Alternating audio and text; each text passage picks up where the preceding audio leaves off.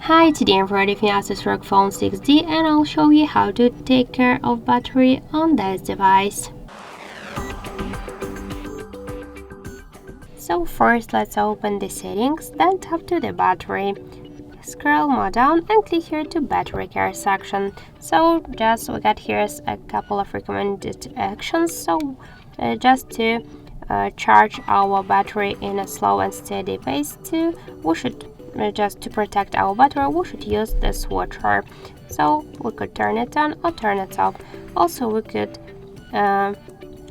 here activate the scheduled charging option, so you could here set a start and the end time. Here we got just some descriptions, you could read them. We could automatically also activate don't disturb mode, automatically activate the airplane mode, and to force turn off the LED indicator. So let's go back, and also we got here the charging limit, so we could just decrease or increase the charging limit of our phone. So the recommendation is to set the lower charging limit to extend our battery lifespan. So that's it. Thank you for watching, and if you find this video helpful, leave thumbs up and subscribe our channel.